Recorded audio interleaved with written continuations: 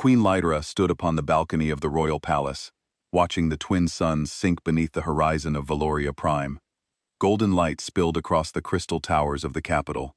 For thousands of years, poets had written songs about this view. Tonight, Lyra barely noticed it. Her attention rested elsewhere, far below, in the palace gardens. There, among rows of silver twilight flowers, knelt her husband, Taiwan. His hands carefully brushed soil from delicate roots. His dark hair fell across his forehead as he worked. Occasionally, he whispered to the plants, as though they were old friends. Lyra smiled despite herself. 2 years of marriage, and he still surprised her. The Vin court had never approved of her choice. A queen marrying a human? Unthinkable. Scandalous. Ridiculous. At least according to the nobles. Prince Dorian had argued against it for months. Commander Voss had launched endless investigations. Even foreign diplomats questioned her judgment. Yet every report reached the same conclusion. Taiwan was exactly what he appeared to be. A quiet human. A lover of art. A gardener. A diplomat. Nothing more. They had met on Confluence Station during trade negotiations. Lara still remembered the moment clearly. While politicians competed for attention and merchants boasted about profits, one human sat quietly in a corner, sketching. She had approached out of curiosity. "What are you drawing?" The young human nearly dropped his pencil. His face turned red. Then he shyly showed her the notebook. The station's architecture. Every line drawn by hand. Every detail captured perfectly. Hours passed as they talked. About music. About art. About history. About growing things. For the first time in years, someone spoke to her like a person, instead of a queen. She fell in love before she realized it. Now, Taiwan lived in the palace. He organized cultural exchanges, hosted art exhibitions, maintained gardens with his own hands, refused to allow servants to do everything for him. The nobles viewed him as harmless, a curiosity, a pet human, something amusing attached to their queen. Commander Voss remained suspicious. But 2 years of investigation revealed nothing. No criminal record, no military history, no secrets, nothing. Just a peaceful man seeking a peaceful life. Or so everyone believed. A knock interrupted her thoughts. Her assistant Kessa entered. The young Vin looked nervous. "Your Majesty." Lyra immediately felt dread. Urgent messages never arrived with smiles. "The council requests your presence." What happened? Military intelligence. That was enough. Lemra's stomach tightened. Minutes later, she entered the council chamber. Every seat was occupied. Commander Voss stood rigid beside a tactical display. Prince Dorian lounged carelessly. General Kane looked exhausted. And in the far corner sat Ambassador Hana from Earth, watching, waiting, thinking. What has happened? Voss activated the hologram. Red markers filled the border regions. Far too many. Lyra felt her heart sink. The Krell Dominion has mobilized. The room became silent. Even Dorian sat upright. Our intelligence indicates preparations for a full-scale invasion. Lara stared at the display. On what grounds? They claim we violated trade agreements. Dorian snorted. They needed an excuse. General Kane folded his hands. They have delivered an ultimatum. The elderly commander looked older than she had ever seen him. The Krell demand our outer colonies. The hologram shifted. World after world flashed red. They also demand tribute payments for the next 100 years. Lara felt anger rise. And if we refuse? No one answered immediately. Finally, Voss spoke. They consider refusal an act of war. The room exploded into arguments. Military commanders demanded mobilization. Economic advisors predicted catastrophe. Dorian called for negotiations. Some even suggested surrender. Lakra listened, silent, thinking. Millions of lives depended upon her next words. She thought about the gardens, about Taiwan, about the peaceful future they had dreamed of. Then she stood. The room immediately quieted. "We will not surrender." Her voice carried through the chamber. Strong, certain, final. "We prepare our defenses. We protect our people. We meet this threat together." Heads nodded. Plans were made. Orders were issued. War had arrived. That night, Lyra returned to her chambers exhausted. She found Taiwan waiting. A pot of tea rested on the table. Fresh flowers sat beside it. The moment he saw her face, he understood. Without questions, without explanations. He simply embraced her. And suddenly the weight on her shoulders felt lighter. "What troubles you?" he asked softly. She told him everything. The ultimatum, the threats, the fear, the responsibility, the possibility that she might fail everyone who depended on her. Taiwan listened quietly, as he always did. When she finally finished, silence filled the room. Then he spoke. "You are stronger than you realize." Lyra shook her head. "I don't feel strong." "You don't need to feel strong." His voice was calm. "You only need to keep moving forward." She leaned against him. "I wish I had your peace." For the first time that evening, Taiwan looked away. Just briefly. A tiny movement. Easy to miss. "I've seen enough chaos for several lifetimes." His words were almost a whisper. "I came here looking for peace." Then his eyes hardened for the briefest instant, gone before she could fully notice. "But if peace is no longer possible," the room seemed colder. "Then I'll do what must be done." Lara frowned. She didn't understand, but before she could ask, he smiled, and the moment passed. The next week vanished in preparation. Military fleets mobilized, defenses strengthened. Emergency shelters opened. Every day brought worse news. Every day brought new reports of Krell movements. And through it all, Taiwan attended every briefing, sitting quietly in the corner, writing notes in his small notebook, listening, always listening. The commanders ignored him. Dorian mocked him. Even some advisors questioned why he was there. Finally, Commander Voss lost patience. "Your Majesty." The security chief's voice echoed through the chamber. "Why is the human present during classified military briefings?" Several officers nodded. Voss continued. "He has no military background, no strategic training, no clearance." Lara's eyes flashed. "He is my husband." The room froze. "And I trust him completely." No one dared argue further. But Voss's suspicion remained. He glanced toward Taiwan. The human met his gaze calmly, then returned to his notebook. As if the conversation had never happened. On the 8th day, the war began. Krell warships erupted from hyperspace above Taros 3. The colony barely had time to raise shields. The battle lasted 4 hours. Then it was over. 3,000 Vin soldiers died. The colony fell, and the Krell fleet continued advancing. The casualty reports arrived before dawn. Lara stared at the numbers, unable to breathe. 3,000. Not statistics, not reports. People, families, lives, gone. Then came the transmission. The face of Warlord Threx appeared across every screen in the Empire. Massive, reptilian, cruel. His yellow eyes burned with contempt. "Your defenses are pathetic." His laughter echoed through the chamber. "Surrender now." He leaned toward the camera. "And I may allow your people to live as slaves." The room erupted in outrage. But Threx wasn't finished. "Continue resisting." His smile widened. "And I will turn every one of your worlds into ash." The transmission ended. Silence followed. Heavy. Crushing. Terrifying. Prince Dorian immediately seized the moment. "You've seen the reports." He pointed toward the casualty lists. "This is only the beginning." His voice grew louder. "We cannot win." Several council members reluctantly nodded. "We should negotiate. We should surrender. We should save what remains." The debate began again. Fear spreading through the room. Hopelessness taking root. Laikea sat silently, listening, watching, wondering if perhaps Dorian was right, wondering if the Empire was already doomed. Then, for the first time in 8 days, a chair moved.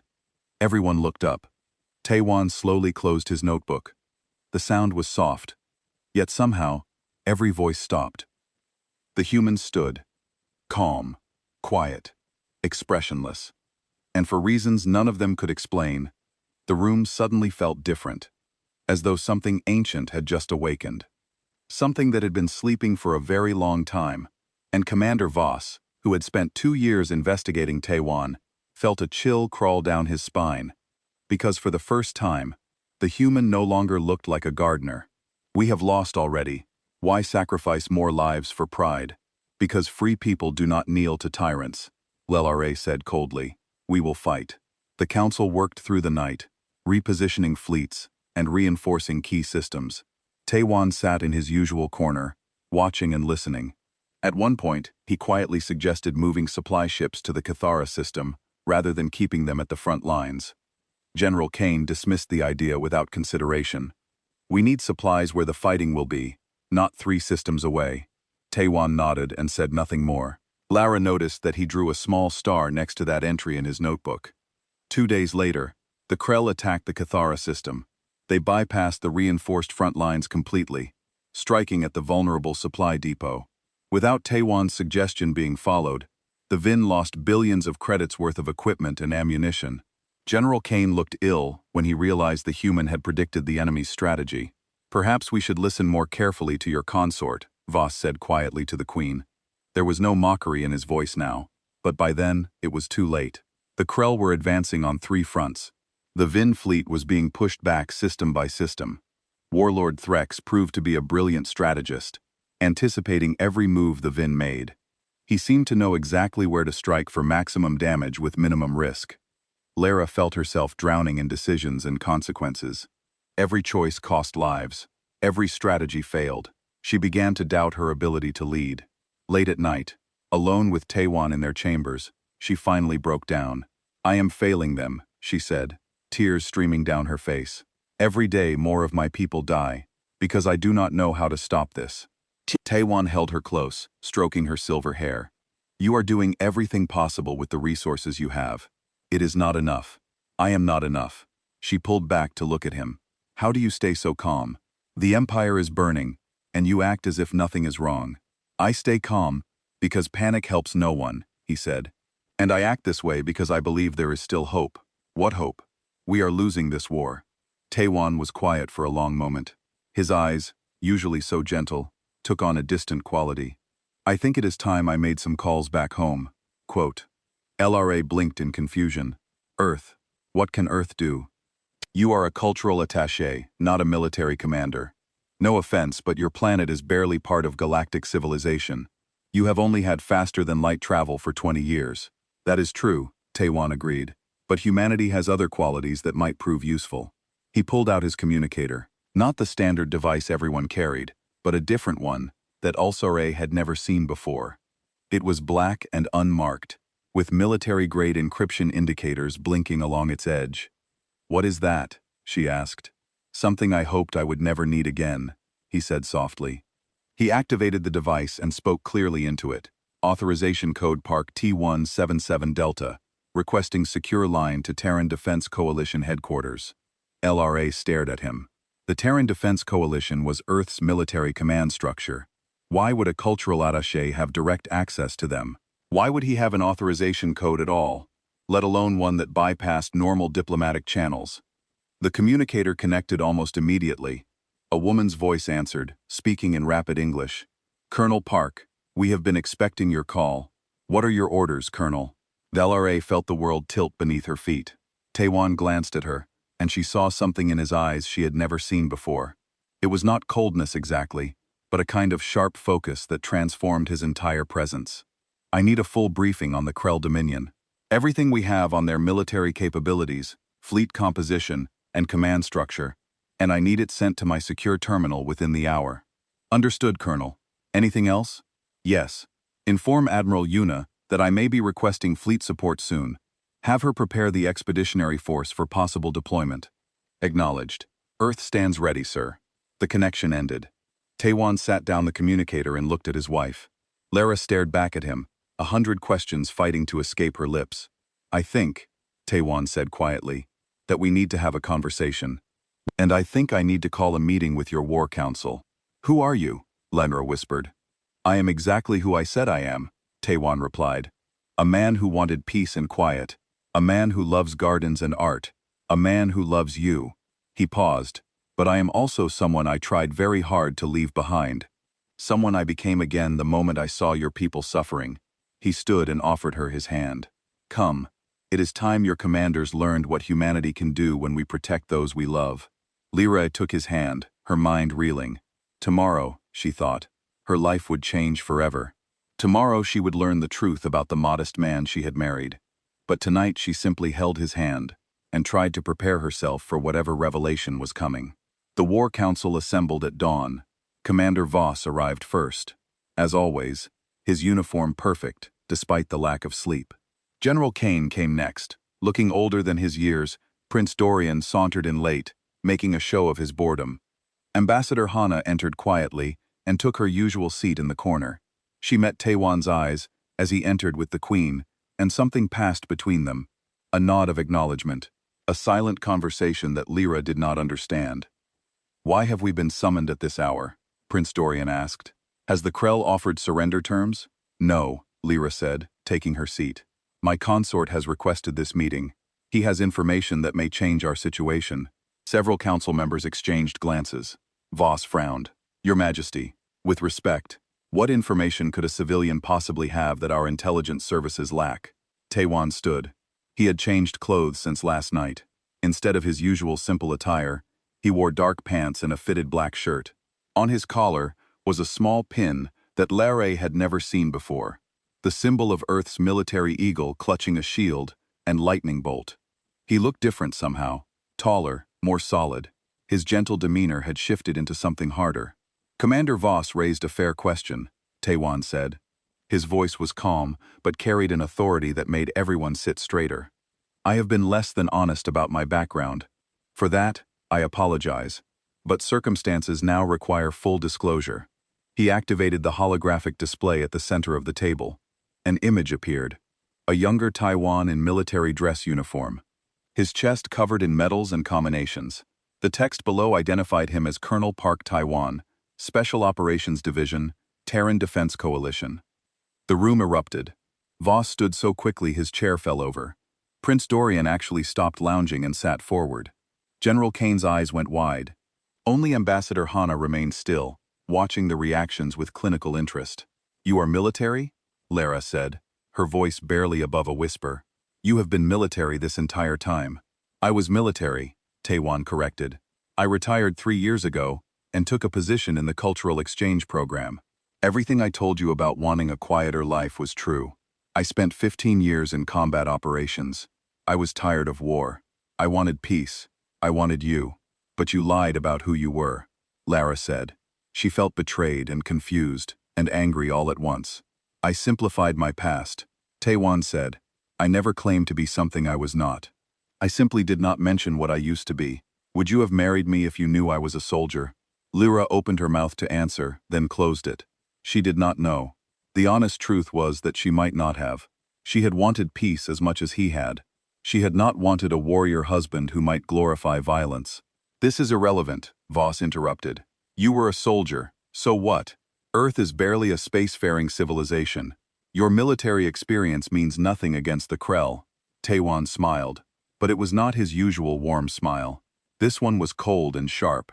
Commander, pull up the files on the siege of Proxima Station. Voss frowned, but complied. The display showed a battle report from 8 years ago.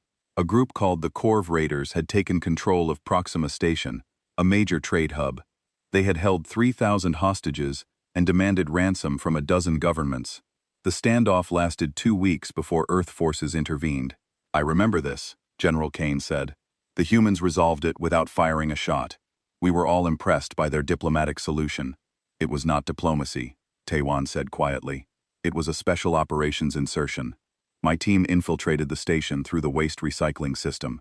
We disabled their communications, identified all hostile positions, and neutralized 37 armed raiders in under 4 minutes. 0 hostage casualties. The diplomatic solution was a cover story. He changed the display to show another mission, then another, and another. Each one revealed a level of military capability that shocked the Council. The humans had been fighting shadow wars across the galaxy for years, always quietly, always without public acknowledgement. They had developed tactics and technologies specifically designed to counter more advanced civilizations. Earth has been at war with itself for most of its recorded history. Taiwan explained, "We have refined the art of violence. Through thousands of years of practice, when we finally reached the stars, we found that most galactic civilizations had forgotten how to truly fight. You have energy shields and particle beams. Yes, but you fight according to rules and honor codes. Humanity fights to win." Ambassador Hana finally spoke up. "I should mention that I am not simply a diplomat. I am Colonel Park's handler. My mission was to observe him and ensure his retirement remained genuine. Earth's government worried that our most decorated war hero might be compromised by foreign interests." She looked at Laure. "No offense, Your Majesty." "All offense taken," Laure said coldly. She turned to Taiwan. "So, this has all been a lie? Our marriage? Your love for me?" "No," Taiwan said, and the hardness left his voice. He knelt beside her chair, taking her hands in his. "Everything between us is real. I love you more than I have ever loved anything. I came to your empire, seeking peace, and I found it in you. I wanted to leave my past behind forever." He glanced at the battle reports on the display. "But I am still that person when I need to be.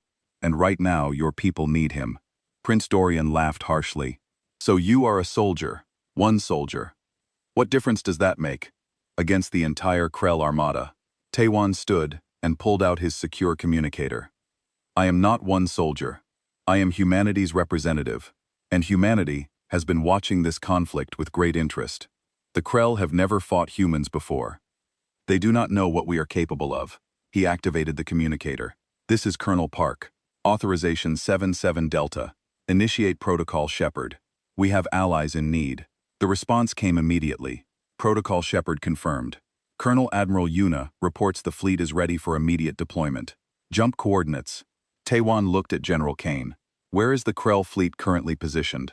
Kane, still stunned, pulled up tactical displays. "They are advancing on the Delver system. Our forces are falling back. We cannot hold them." Taiwan relayed the coordinates. "Fleet is to emerge at these positions. Full combat spread. Rules of engagement are weapons-free on Krell targets only. Protect all VIN assets. Fleet on." "Understood, Colonel. Admiral Yuna sends her regards and says it is good to have you back. ETA is 2 hours." The connection ended. Taiwan turned to face the Council. "In 2 hours, the human expeditionary fleet will arrive. I am requesting permission to take tactical command of combined VIN and human forces. I have fought the Krell before, in border skirmishes. They probably do not even remember. I know their strategies. I know how to beat them." Fauner 40. LRA looked at this man she thought she knew. He was a stranger wearing her husband's face, but he was also the same person who grew flowers and made her tea. Both things were true at once. "If I grant this," she said slowly, "will you promise me something? Anything. When this is over, will you come back to the gardens with me? Will you be the man I married again?" Taiwan's expression softened. "I promise the war will end. The soldier will retire again, and I will spend the rest of my days making you happy."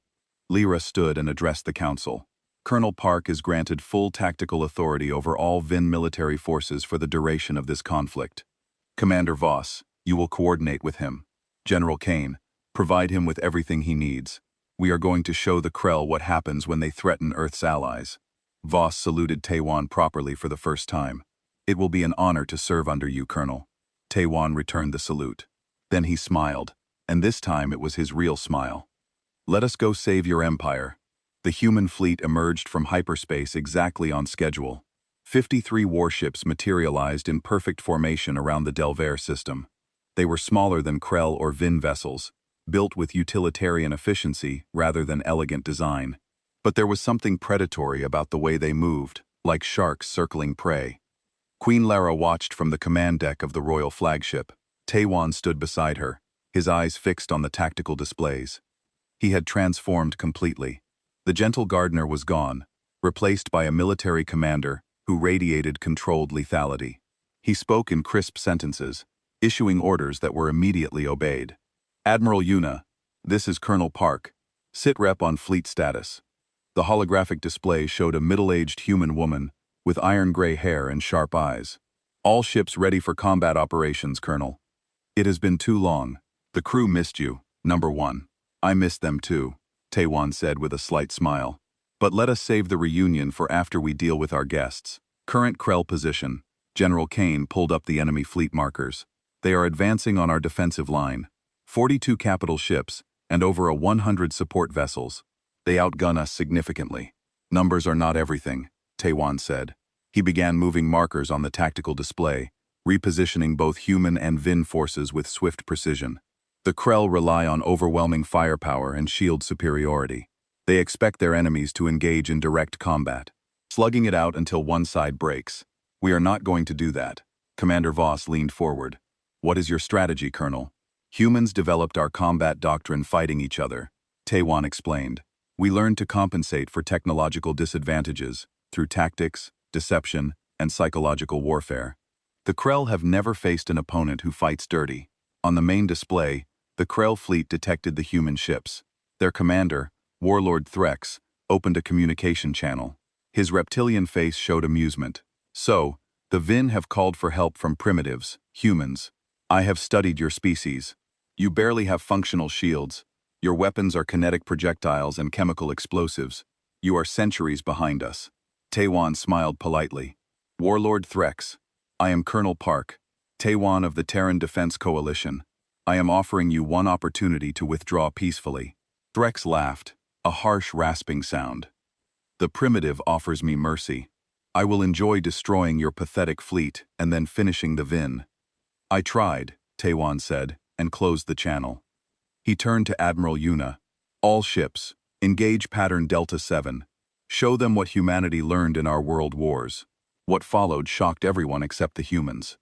The Terran fleet split into small groups and attacked from multiple angles simultaneously. Instead of engaging in direct combat, they launched waves of missiles that the Krell shields easily deflected. But the missiles were not meant to penetrate. They were meant to blind. Electromagnetic pulse warheads detonated across the battlefield, disrupting Krell sensors. Nuclear-tipped torpedoes exploded not against shields but near them, creating radiation interference. The Krell found themselves fighting in a fog of their own making, unable to get clear targeting solutions. Then the real attack began. Human ships dove in close, too close for the Krell's massive energy cannons to track effectively. They fired railguns that punched through shields using pure kinetic force. They launched boarding pods that attached to Krell hulls like parasites. They deployed electronic warfare systems that hijacked enemy communications. This is not how warfare is conducted, Prince Dorian exclaimed, watching in horror as a human destroyer used a Krell battleship as cover while firing on another Krell vessel. This is exactly how warfare is conducted when you are fighting to survive, Taewon said calmly. The Krell expected honor and rules. Humanity brings victory. A smaller display showed human special forces boarding a Krell command ship, led by an operative named Han. They moved through the corridors with terrifying efficiency. They used the ship's own atmospheric systems against the crew, flooding sections with sleeping gas. They hacked into the ship's computers and locked down entire decks.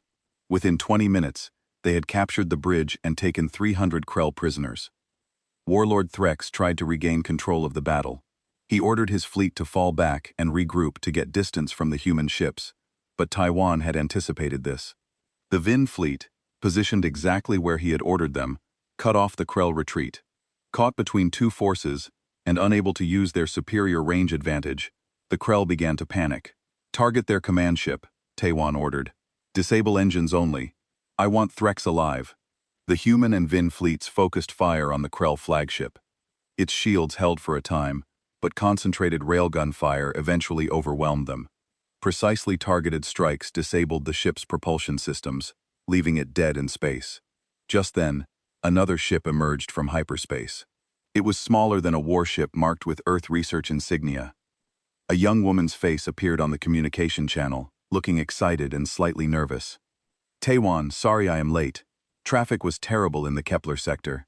Taewon's stern expression cracked into a genuine smile. Ji-woo, I told you to stay safely in Earth space and miss my big brother's triumphant return to military service. No chance, Ji-woo grinned. Besides, I brought presents. Dr. Soon Min and I developed something fun in the lab. Ji-woo, Taewon said warningly. Quantum disruptors. They neutralize shield technology completely. Want to test them? General Kane looked at Taewon in disbelief. Unfortunately, yes, Taewon said, but there was affection in his voice. Ji-woo, this is an active combat zone, which is why I am staying way back here. But I can broadcast the disruptor field across the entire battlefield. One button press and all the Krell shields go down. Just say the word. 1. Taewon considered for a moment, then opened a channel to Warlord Threx. I am giving you one more chance to surrender. Your fleet is surrounded and disabled. Further resistance is pointless. Threx's face was twisted with rage and disbelief. How? How did primitives defeat us? Because you assume technology makes you superior, Taewon said. But war is not about having the best weapons. It is about knowing how to use what you have. Humanity has fought itself for thousands of years. We have refined violence into an art form. We know every dirty trick, every tactical advantage, every way to turn strength into weakness. He paused. Now surrender, or I will let my sister demonstrate her new toy. For a long moment, Threx said nothing. Then slowly, he lowered his head. I surrender. The Krell fleet surrenders. Cheers erupted across the Vine command deck. Officers embraced each other. Commander Voss saluted Taewon with tears in his eyes. You did it, Colonel. You saved us. But Taewon did not celebrate. He simply nodded and began issuing orders for securing prisoners and treating wounded on both sides. LRA watched him work, seeing both the stranger and her husband in the same person. Admiral Yuna sent a message. Good work, Colonel. The fleet stands ready for further orders. Thank you, Admiral. Tell the crew they performed perfectly. And tell them, I hope this is the last time I need to ask them to fight. We both know it probably will not be, Yuna said. But we will be ready when you call. The connection ended. Taewon turned to LRA. Your empire is safe. The Krell will not threaten you again. You really are a soldier, she said softly. I really was, he corrected. I am still a gardener who loves you. But yes, when necessary, I can be this too. LRA did not know if she should kiss him or fear him. The victory celebrations lasted 3 days across the Vin Empire. Cities lit up with fireworks and festivals. Citizens cheered in the streets, praising their queen and the mysterious human who had saved them. But in the palace, the mood was more complicated. Warlord Threx sat in a detention cell surrounded by guards. He had demanded to meet the human commander who defeated him. Taewon agreed to the meeting, though Commander Voss insisted on heavy security. The Krell warlord looked diminished without his armor and weapons, but his eyes still burned with intelligence and pride. You are the one called Colonel Park. I am, Taewon said. I do not understand, Threx said, frustration clear in his voice. My intelligence reports said humans were barely capable of space travel, that your military was insignificant. How did you defeat me? Your intelligence was correct, Taewon replied. Humanity is new to the stars. Our technology is less advanced than yours, but we have something you lack. What experience with being weak? The Krell have been powerful for so long that you forgot how the weak must fight to survive. Humanity spent 10,000 years being threatened by predators, disease, starvation, and each other. We learned to compensate for every disadvantage. We learned to think creatively. We learned that the clever survive when the strong do not. Threx stared at him for a long moment. It was. Taewon agreed. Do not make it again. Tell your people what happened here. Tell them that humans protect their allies with everything they have. Perhaps this will prevent future conflicts. After the meeting, Taewon found Commander Voss waiting outside. The Vin officer saluted crisply. Colonel, I owe you an apology. I doubted you from the beginning. I thought you were a threat to the Queen. I was wrong. You were doing your duty, Taewon said. Protecting your ruler from potential threats is exactly what you should do. You were not wrong to be suspicious. Voss smiled slightly. Your Majesty is fortunate to have you. We all are, Voss, but not everyone felt grateful. Prince Dorian had been notably absent from the celebrations. When he finally appeared, it was in Taewon's private chambers in the palace. The Vin noble held a small vial of clear liquid. You have ruined everything, Dorian hissed. I was positioning myself to lead the Empire after Lara's inevitable failure. But now you have made her a hero. She will rule for decades. Taiwan looked at the vial, recognizing poison. Put that away, Prince Dorian. This will not go the way you hope. You are alone and unarmed. I will tell everyone you died from the stress of battle. Tragic heart failure. The door opened. Commander Voss stepped in with 4 guards. I had a feeling you might try something like this, Prince. You are under arrest for attempted murder. Dorian was dragged away, screaming threats and insults. Voss turned to Taiwan. I told you we protect our own now, and you are one of ours. That evening, Taiwan and Lisra walked through the royal gardens together. The flowers were blooming beautifully, having been maintained by servants in his absence. But Taiwan knelt to check each plant personally, making small adjustments and pulling weeds. You really do love this work, Ludera observed. I do, he said. It is peaceful, creative. Living things respond to care and patience. It is the opposite of war. Lara sat on a bench watching him work. I have been thinking about everything that happened, about who you are. Taiwan paused, waiting. You lied to me, she said softly. For 2 years. You let me believe you were someone you were not. No, he said, turning to face her. I never lied. That quiet man who loves gardens and art, that is who I am now. The soldier was who I had to be. Both are real. Both are me. But you hid such an important part of yourself. I did, he admitted. Because I was afraid. I was afraid that if you knew I was a soldier, you would see only violence. You would think I glorified war, but I hate war. I spent 15 years fighting because I believed it was necessary to protect people. Then I realized I was tired of being necessary that way. I wanted to create instead of destroy. I wanted to love instead of kill. He sat beside her on the bench. When I met you, I saw a chance at the life I had always wanted. Peace, beauty, simple joys. I did not hide my past out of deception. I hid it because I desperately wanted it to stay in the past. And now? She asked. Now it is in the past again, he said. The war is over. The soldier can retire once more. But before Larry could respond, Ambassador Hana arrived with another human. This was Dr. Sung Min, a middle-aged man in civilian clothes bearing the insignia of Earth's scientific corps. Colonel Park, Sung Min said, bowing slightly. I bring greetings from Earth's government. And a request. Taiwan's expression became guarded. What request? The Terran Council has seen what you accomplished here, how you coordinated human and alien forces, how you defeated a superior enemy with minimal casualties. They want you to return to Earth and lead a new initiative. What initiative? Alare asked, though she already feared the answer. Expansion, Sonung Min said. The victory here proved that humanity can compete with advanced civilizations.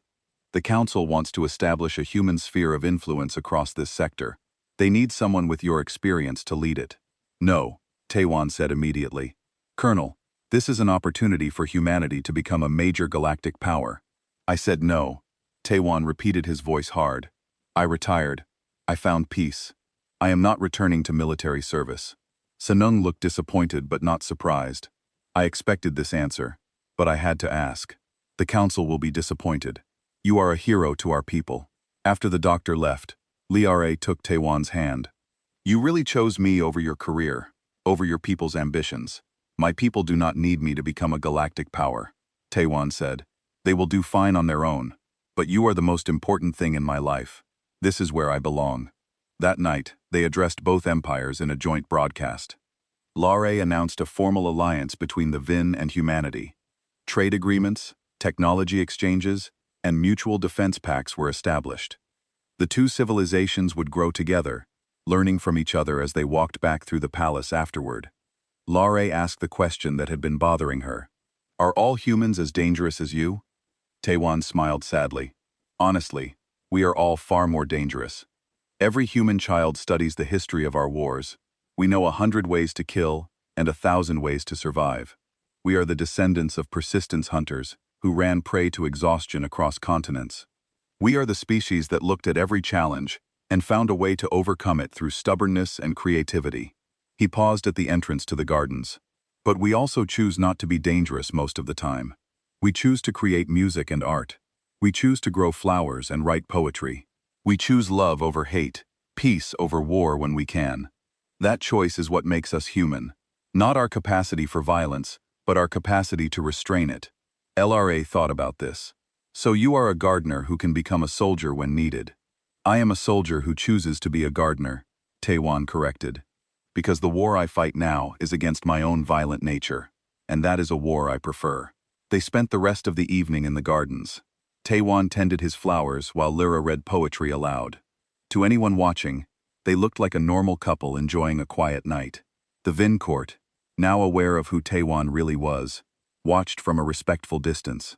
They understood that the humble man kneeling in the dirt could rain fire across the stars if he chose. But he chose flowers instead.